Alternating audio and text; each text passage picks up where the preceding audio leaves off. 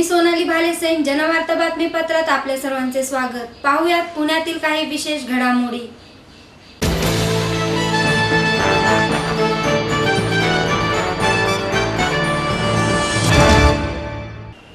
गणेशोत्सवाच्या काळात शेवटच्या 5 दिवस स्पीकर लावण्याचा निर्णय राज्य शासनाने आतापर्यंत घेतलेला नाही। याच्या निषेधार्थ महापौर प्रशांत जगताप यांनी श्रीमंत दगडूशेठ हलवाई गणपती समोर महाआरती केली। पुणे शहराचा गणेशोत्सव जगभर प्रसिद्ध असून या उत्सवात राज्य शासनाने शेवटचे 5 दिवस स्पीकर लावण्याचा निर्णय आतापर्यंत घेतला नाही।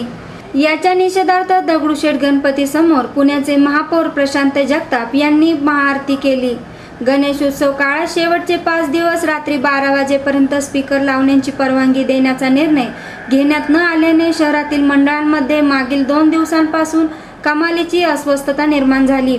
राज्य सरकारच्या भूमिकेविषयी महापौर प्रशांत जगताप यांनी देखील नाराजी व्यक्त केली होती। त्यानंतर महापौर आणि मुख्यमंत्री तसेच पालकमंत्री यांच्यामध्ये देखील फोनवर चर्चा करण्यात आली। याबाबत सुधारित आदेश काढला जाईल असे सांगितले होते। त्यामुळे कार्यकर्त्यांमध्ये आनंदाचे वातावरण निर्माण झाले।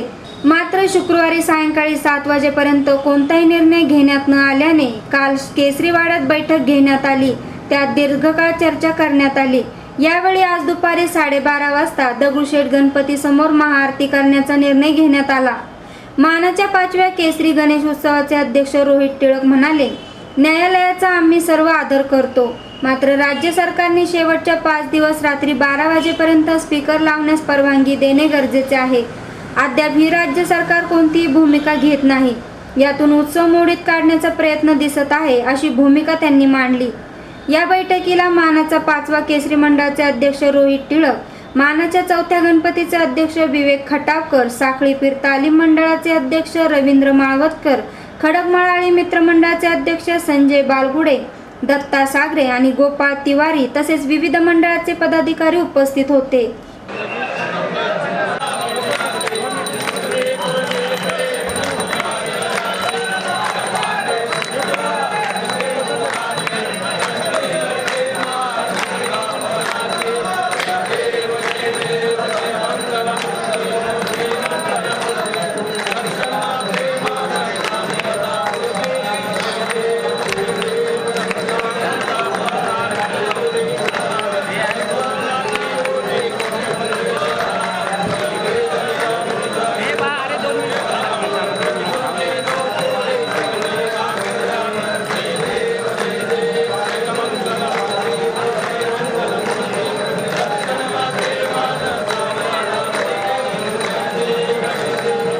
या ठिकाणी आम्ही आज पुणेकरांच्या वतीने, पुण्याच्या सगळ्या गणेश मंडळांच्या वतीने या ठिकाणी श्रीमंत दगडूशेठ गणपतीच्या चरणी या ठिकाणी महाआरती करायला आलेलो आहोत। निश्चित पुणेकरांच्या मनामध्ये आज संतापाची भावना आहे। ज्या पद्धतीने राज्य सरकारने गणेश मंडळांच्या बाबतीत आडमुठेपणाची भूमिका घेतलेली आहे, की समस्त गणेश मंडळांच्या कार्यकर्त्यांवर आणि पुण्याच्या संस्कृतीवर घाला घालण्याचा प्रयत्न असं मला वाटतं। याच्या अगोदर सातत्याने 5 वर्ष म्हणजे मागची 5-7 वर्षाचं आपण पाहिलं तर सलग 5 दिवस हे त्या ठिकाणी रात्री 12 वाजेपर्यंत परवानगी मिळत होती। पण यावर्षी राज्य सरकारने कुणाच्या सांगण्यावरून 4 भिंतीच्या आतमध्ये असा निर्णय घेतला आणि पुण्यासहित महाराष्ट्रातल्या तमाम मंडळांवर या प्रकारची अमानुष अशी कारवाई केलेली आहे। या ठिकाणी 3 दिवस फक्त आम्हाला मिळणार आहेत, ते सुद्धा तुटकपणाने मिळणार आहेत, जे अत्यंत चुकीचं आहे। या ठिकाणी पुण्याच्या पालकमंत्र्यांनी सुद्धा मागच्या 2 दिवसामध्ये पुणेकरांची दिशाभूल करण्याचा प्रयत्न केला। त्यांनी सांगितलं की या ठिकाणी आम्ही तुम्हाला 5 दिवस देऊ, पण आता सकाळपर्यंत तरी कुठल्या प्रकारचा GR आलेला नाही। मला असं वाटतं की हा बुद्धिभेद करण्याचा प्रयत्न आहे, ह्या पुणेकरांची शुद्ध फसवणूक करण्याचा प्रयत्न आहे। ज्या पुणेकरांनी तुम्हाला या तुमच्या पाठीशी उभं राहण्याचा प्रयत्न केला, त्या पुणेकरांच्या मनामध्ये आज प्रचंड प्रकारचा संभ्रम आणि संताप आहे। आज जर आमच्या गणेश मंडळांच्या कार्यकर्त्यांना, समस्त या गणेश मंडळ यंत्रणा जी आहे महाराष्ट्रातील, त्यांना जर न्याय मिळाला नाही, आज तर आम्ही महाआरतीपर्यंत आलेलो आहोत, उद्या आम्ही निश्चित रस्त्यावर उतरू असं मला या ठिकाणी सरकारला सांगायचं आहे। पुण्याच्या पाण्याप्रश्नी मी सातत्याने संघर्षाची भूमिका घेतलेली आहे। मला अजूनही कळत नाही की माननीय पालकमंत्री पुण्याच्या पाण्याच्या संदर्भामध्ये जे पालकमंत्री अगोदर म्हणाले होते की बाबा गणेशोत्सवाच्या वेळेस ते नियमित पाणी करतील, 1300 MLD पाणी देतील, आज गणेशोत्सवाचा 6वा दिवस येऊन सुद्धा पालकमंत्री पुणेकरांना फसवण्याचं काम करतायत। त्याचबरोबर आज एवढा मोठा गणेशोत्सव 1.5 दिवसाचा, कालचा 5 दिवसाचा गणपती विसर्जित झाला, तरी सुद्धा नदीमध्ये काळकुट्ट पाणी आहे. कुठल्याही प्रकारचं त्या ठिकाणी शुद्ध पाणी सोडलेलं नाही. आज धरणं 98% भरलेले असताना सुद्धा ही आडमोठेपणाची भूमिका काही, एक अजून नक्षत्र बाकी आहे. अशा परिस्थितीत आता पुणेकरांनी विचार करायची वेळ आलेली आहे. आता पुणेकरांनीच या संदर्भामधला लेखाजोखा मागावा आणि पालकमंत्र्यांना जाब विचारावा असं मला वाटतं.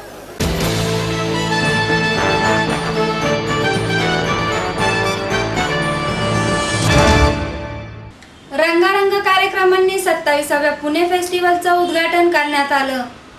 एकीकडे ढोल ताशांचा गजर तर दुसरीकडे कथक ओडिसी नृत्यशैलींच्या सुरेल संगमातून सादर झालेली गणेश वंदना, तर कधी लावणीच्या नजाकतीचा अनुभव, तर कधी ज्येष्ठ अभिनेत्री शर्मिला टागोर यांच्या उपस्थितीने मनात रुंजी घालणारी ती काश्मीर की कली. पुणे फेस्टिवल 2016च्या औपचारिक उद्घाटनासाठी गणेश कला क्रीडा रंगमंच येथे आयोजित रंगारंग कार्यक्रमाच्या निमित्ताने पुणेकरांनी अनुभवलेला असा जल्लोषपूर्ण सोहळा केवळ पुणेकरच नव्हे तर परराज्यातील आणि परदेशातील रसिकांसाठीही आकर्षणाचा केंद्रबिंदू ठरला.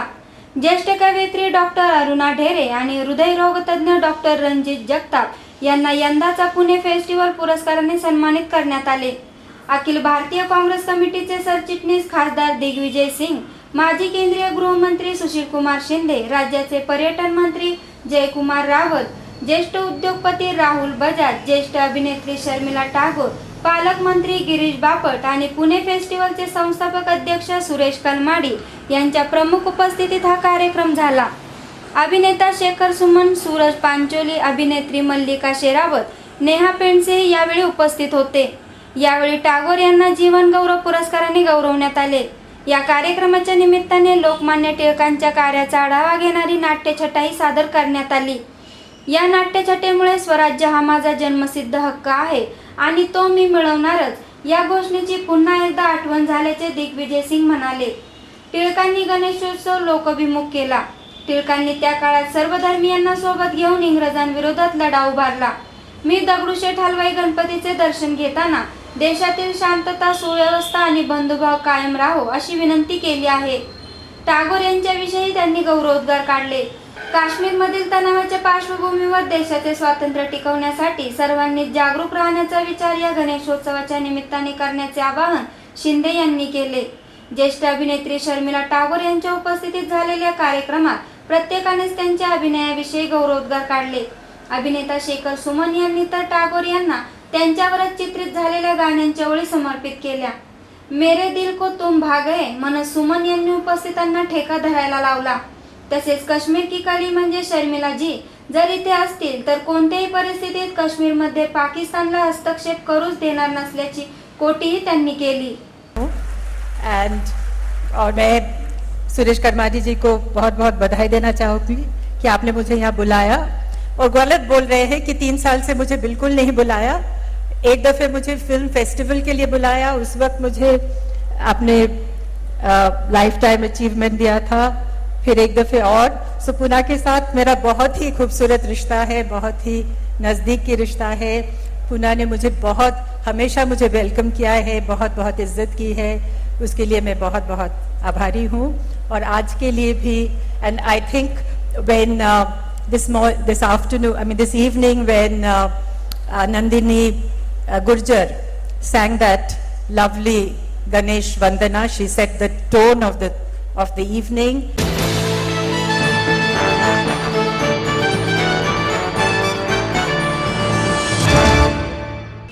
हँडमेड संस्थेतर्फे टाकाऊ वस्तूंपासून हत्तीची प्रतिकृती बनवण्यात आली आहे. शीतपेयांच्या 2000 टाकाऊ कॅनपासून बनवलेला हत्ती, टाकाऊ पेपरचा वापर करून काढलेली विविध चित्रे, विविध प्राण्यांच्या प्रतिकृती, पेपर आणि रोपांच्या वापरातून केलेली गणपतीची पर्यावरणपूरक आरास पुणेकरांना पाहता येईल. Handmade paper institute and paper tales टाकाऊपासून टिकाऊ वस्तू निर्मितीचा संदेश देण्यासाठी विशेष प्रदर्शन भरवण्यात आले आहे. यासाठी हिंदी चित्रपटसृष्टीतील कला दिग्दर्शक सुकांत पाणिग्राही यांनी मार्गदर्शन केले आहे. पाणिग्राही म्हणाले, झटपट प्रगती करण्याच्या ओघात सण उत्सव साजरे करताना आपण पर्यावरणाकडे मोठ्या प्रमाणात दुर्लक्ष करतो. त्यामुळे मोठ्या प्रमाणात प्रदूषण होत असून नागरिकांचे आरोग्य धोक्यात आले आहे. लोकांना त्यांच्या जीवन पद्धतीत पर्यावरणपूरक बदल करण्यासाठी जनजागृती करण्याच्या हेतूने आम्ही हे प्रदर्शन भरवले आहे. संस्थेचे प्रमुख जितेंद्र सोनार म्हणाले, तरुणांना आणि शहरातील नागरिकांना टाकाऊ वस्तूंचा कलात्मक वापर करून कलाकृती निर्माण करता यावी यासाठी शिवाजीनगर येथील कृषी महाविद्यालयाशेजारी हँडमेड पेपर इन्स्टिट्यूटच्या आवारात आर्ट प्लाझा विकसित केला जाणार आहे. यात वेगवेगळ्या तज्ज्ञांचा गट स्थापन करून कार्यशाळा घेणे, प्रात्यक्षिक आयोजित करणे, डॉक्युमेंटरी बनवणे असे कार्यक्रम होणार आहे. इच्छुकांना मोफत मार्गदर्शनही दिले जाणार आहे.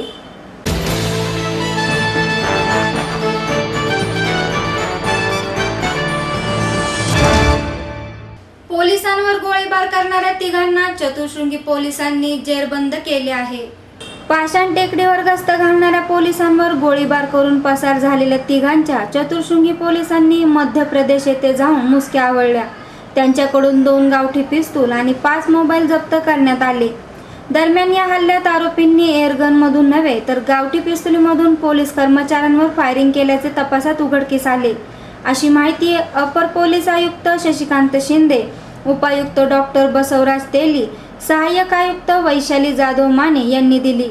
दशरथ महिपत कुशावह, मनीष बाबूलाल कुशावह आणि सतीश बाबूलाल कुशावह अशी अटक केलेल्या तिघांची नावे आहेत. या प्रकरणी चतुःशृंगी पोलीस ठाण्यात गुन्हा दाखल आहे. 8 दिवसांपूर्वी पाषाण टेकडीवर घडणाऱ्या जबरी चोऱ्यांच्या अनुषंगाने पोलीस हवालदार बबन गुंड आणि शिपाई अमर शेख हे रात्रीच्या वेळी गस्त घालत होते. त्यावेळी त्यांना आरोपींबाबत संशय आला. त्यामुळे पोलिसांनी त्यांच्याकडे चौकशी केली असता आरोपींनी पोलिसांशी झटापट करून बबन गुंड यांच्या उजव्या बरगडीजवळ गावठी पिस्तूलमधून फायरिंग केले, तर शेख यांच्या डोक्यात पिस्तूलचा दस्ता मारला आणि पसार झाले. या घटनेमुळे पोलिसांवरील हल्ल्याचा प्रश्न आणखीनच गंभीर बनला.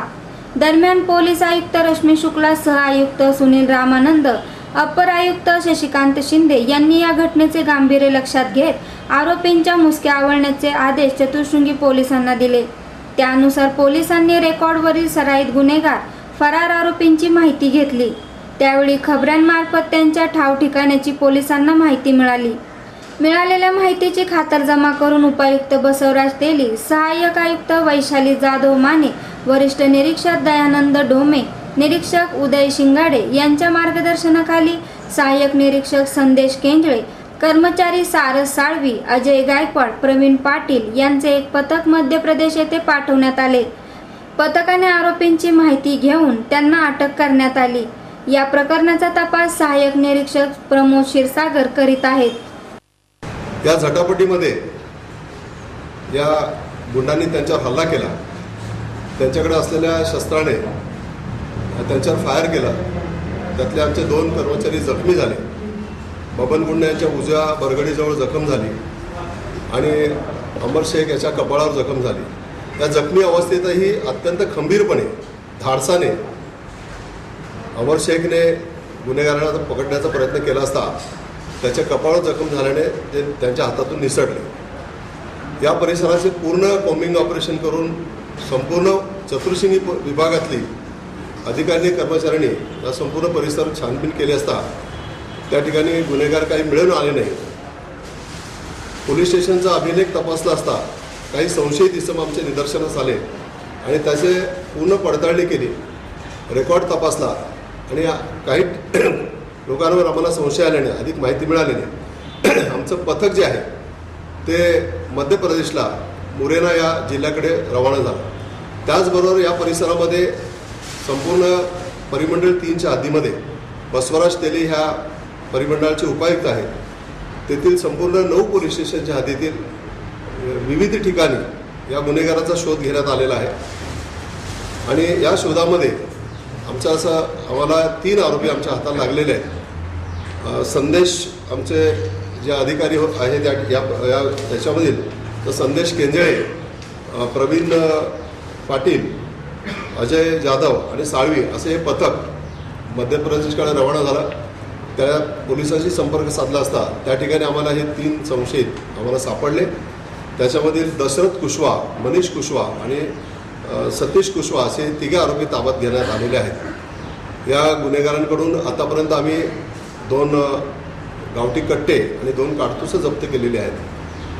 हा गुन्हा होण्याच्या अगोदर जवळजवळ काही वेळापूर्वी रॉबरी झालेली होती. त्या रॉबरीतील LG 4 मोबाईलसुद्धा जप्त केलेला आहे या सदर प्रकरणी अधिक तपास चालू आहे. गुन्हेगार जे होते हे या परिसरामध्ये कॉन्ट्रॅक्ट लेबर म्हणून काम करीत होते. हे कोणाकडे काम करीत होते, याचा पूर्ण रेकॉर्ड काय हे पूर्णपणे सखोल चौकशी करण्यात येत आहे. हे गुन्हेगार मिळाल्यामुळे या परिसरामध्ये गुन्ह्याला चांगल्याच प्रकारे प्रतिबंध होईल.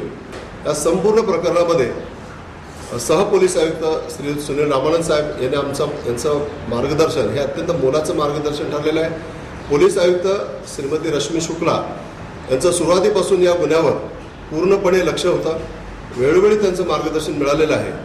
संपूर्ण विभाग हा संपूर्ण विभाग वैशाली माने, जाधव माने आणि दयानंद ढोमे शिंगाडे ह्या पोलिसांच्या परिसरातील आहे. या वर्षी जर आमचा क्राईम पाहिला तर चांगल्या तऱ्हेने आमचं डिटेक्शन आहे आणि या डिटेक्शनमुळे पुढे गुन्ह्याला प्रतिबंध होईल. परिसरामध्ये मोठ्या प्रमाणामध्ये कोम्बिंग ऑपरेशन आम्ही सुरू केले आहे आणि गुन्हेगारांना शोधण्याचं सत्र जे आहे, काम जे आहे ते मोठ्या प्रमाणात चालू आहे.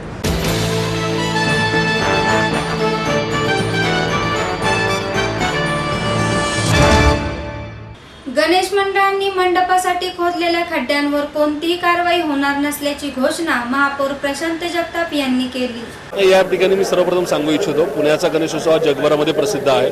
आज ज्या पद्धतीने आम्ही सगळी माहिती घेतलेली म्हणजे पुण्यामध्ये जे काय गणेशोत्सव साजरा केला जातो त्यासाठी फार काही खड्डे घेतलेले नाहीत. 1-2% असं काही आहे, पण ते पालिकेच्या वतीने ते बुजवण्याचं काम झालं. जी काय अफवा पसरली जाते की गणेश मंडळांवर कारवाई वगैरे, मला असं वाटतं ही निश्चित अफवाच आहे. त्या पद्धतीने म्हणजे गणेशोत्सव मंडळाच्या कार्यकर्त्यांनी फार काय अशा अफवांना बळी पडू नये, उगाच काहीतरी मनामध्ये असंतोषाची भावना ठेवू नये. या ठिकाणी आपला गणेशोत्सव तेवढाच धुमधडाक्यामध्ये साजरा करावा. अशा कुठल्याही कारवाईचा विचार आमच्या विचाराधीन नाही.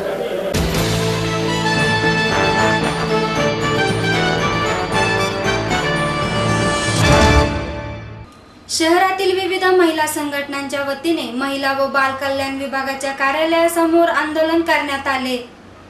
राज्यकर्त्या महिला आहेत, मंत्रिपदेही महिला भूषवित आहेत, तरीही राज्यातील महिला, युवती आणि बालकांवरील अत्याचार कमी करणे त्यांना शक्य झाले नाही. याउलट मनोधैर्य योजनेअंतर्गत निधी देखील हे सरकार देऊ शकत नाही. हाच पुरोगामी महाराष्ट्र आहे का, असा संतप्त प्रश्न महिला संघटनांनी राज्य सरकारला विचारला आहे. राज्य सरकारने अन्याय, अत्याचारग्रस्त महिला, युवती आणि बालकांना आर्थिक आधार देण्यासाठी मनोधैर्य योजना सुरू केली. उस्मानाबादमधील अत्याचारग्रस्त मुलीला नारी समता मंचाच्या विद्या बाळ आणि स्वाधार महिला पंचायतीचे नितीन पवार यांनी मदत मिळवून दिली. मात्र त्यानंतर मनोधैर्य योजनेची माहिती घेतली असता बहुतांश पीडितांनाही आर्थिक मदतच मिळाली नसल्याची धक्कादायक बाब पुढे आली आहे. या पार्श्वभूमीवर स्त्री मुक्ती आंदोलन संपर्क समिती आणि शहरातील विविध महिला संघटनांतर्फे महिला व बाल कल्याण विभागाच्या कार्यालयासमोर राज्य सरकारच्या विरोधात घोषणाबाजी करत आंदोलन करण्यात आले. त्यामध्ये बाळ पवार, भारतीय महिला फेडरेशनच्या शांता रानडे, समाजवादी महिला सभेच्या वर्षा गुप्ता, किरण मोघे आदी उपस्थित होते. बाळ म्हणाल्या, सरकार निगरगट्ट असून जनतेने आंदोलने केल्याशिवाय ते हलत नाही. राज्य सरकार धनिकांना पैसे देते, मात्र गरिबांना नाही. स्त्रियांवरील अन्याय, अत्याचाराच्या घटना वाढत आहेत, परंतु त्याकडे सरकारचे लक्ष नाही.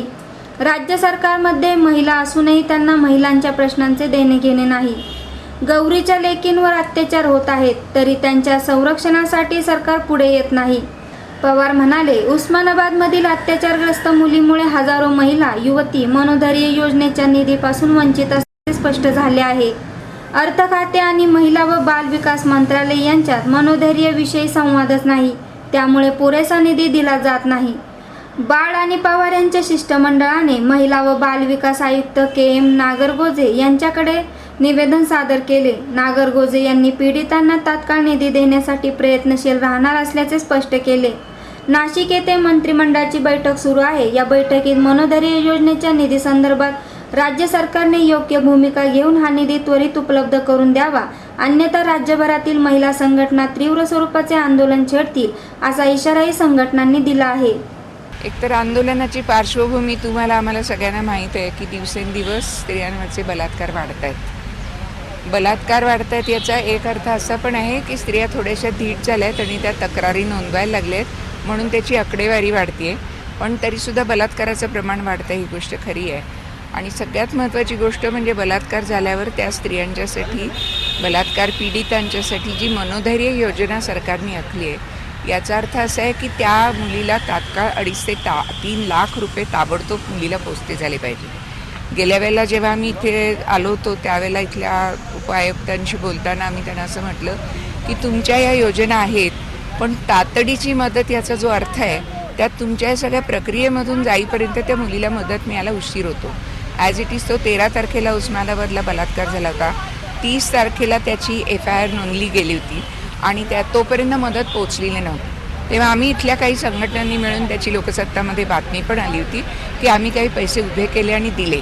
पण हे असे आम्ही उभे किती वेळा करणार आणि किती वेळा देणार याला सरकारी योजनात अधिक प्रभावी होण्याची गरज आहे. आत्ता गौरी गणपतीचे दिवस आहेत म्हणून आम्हाला असंही वाटतं की या सगळ्या सांस्कृतिक धार्मिक समारंभांच्या बरोबर गौरीची आरास एवढी केली जाते, पण 1000 बलात्कार पीडित मुलींना आत्तापर्यंत मदत पोचलेली पण नाही.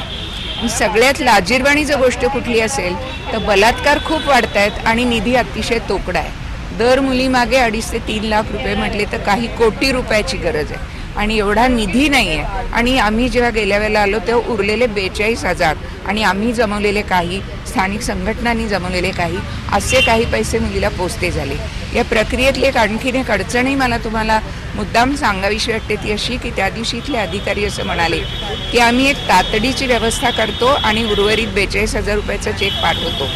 पण त्याची जी प्रक्रिया आहे ती त्या दिवशी त्यांनी आमच्या विनंतीला मान देऊन सोपी केली, पण प्रत्यक्षामध्ये या बलात्कार पीडितेचा बँक अकाउंट असावा लागतो, आधार कार्ड असावं लागतं. आता उस्मानाबादच्या केसमध्ये मजुरी करणारे आईवडील, त्यांची चूल 10-20 दिवसात पेटली नव्हती, त्यांचं तुम्ही बँक अकाउंट केव्हा शोधणार आणि पैसे केव्हा देणार? तेव्हा बँक अकाउंट आहे हे गृहीतच फार चुकीचं आहे आणि म्हणून यासाठी अधिक सोपी व्यवस्था केली पाहिजे, तातडीने मदत केली पाहिजे आणि म्हणून ह्या सगळ्या प्रक्रिया अत्यंत सुलभ आणि परिणामकारक व्हाव्यात यासाठीच्या आमच्या काही मागण्या आहेत आणि त्या मागण्यांच्यासाठी कार्यवाही व्हावी म्हणून या सगळ्या स्त्रियांच्या संघटना एकत्र आल्या. स्त्रियांच्याच नाही, पुरुषांच्याही काही संघटना आहेत. आम्ही एकत्र आलोत आणि आम्ही असं कमिशनरला निवेदन देऊ इच्छितो की बलात्कार वाढत आहेत तर त्याच्यावर उपाय करणारी जी तात्पुरती उपाययोजना आहे ती तरी परिणामकारक करावी. लांब पल्ल्याचा मार्ग आहे म्हणजे या संदर्भात खूप मोठं सामाजिक प्रबोधन होण्याची गरज आहे.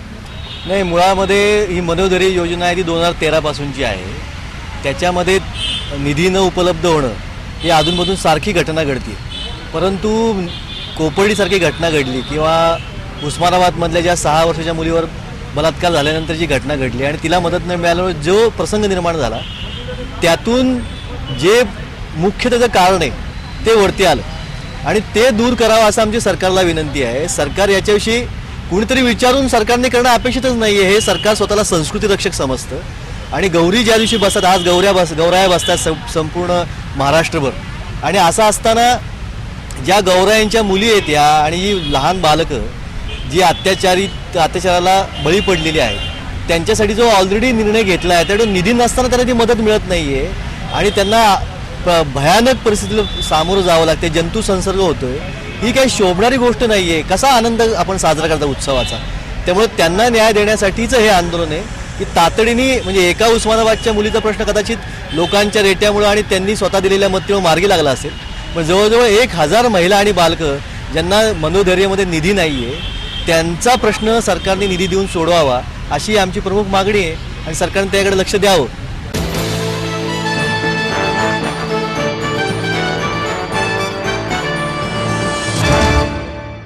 आणि याबरोबर जनवार्ता बातमीपत्र संपले. नमस्कार.